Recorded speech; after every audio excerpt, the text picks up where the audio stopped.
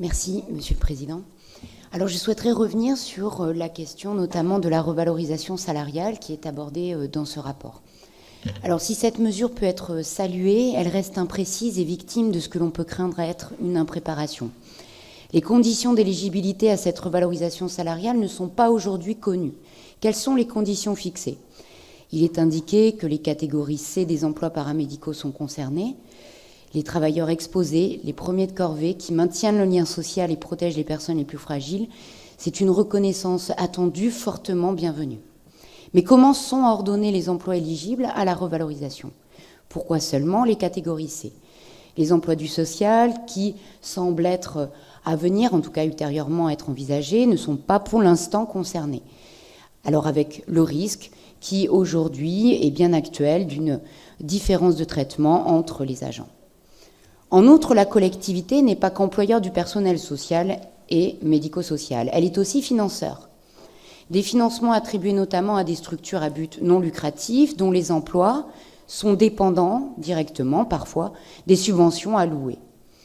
Pour certaines de ces structures, elles portent des actions de service public, d'insertion sociale, de protection de l'enfance, de la prévention spécialisée. Et il est moins coûteux pour une collectivité de confier à une association des missions d'intérêt général dans le social que de créer parfois des emplois. Par conséquent, en l'absence de dialogue avec l'ensemble des acteurs, les mesures que la collectivité met en place risquent de générer une concurrence directe avec les métiers du social dans les associations. Une concurrence déloyale liée au statut, qui n'a pas été repensé, des agents dans le social. Une position que l'on peut même qualifier de dominante de la CEA sur le marché du travail pour capter les travailleurs et travailleuses sociales, du social, l'attractivité des métiers du social à tout prix. N'est-il pas nécessaire de réunir les agents de la collectivité, les syndicats, les acteurs associatifs pour repenser le statut du travail social collectivement ?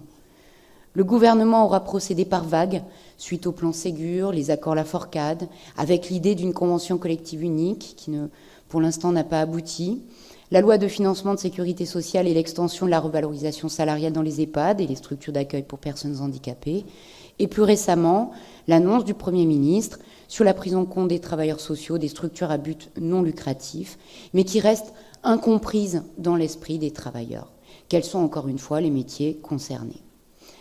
À nous d'engager une réflexion globale sur le statut du travail social, ne plus mettre en opposition les métiers, cesser les demi-mesures et aussi le mépris des espoirs déçus, ne pas marcher, mais bâtir les fondements de ce dialogue. Je vous remercie.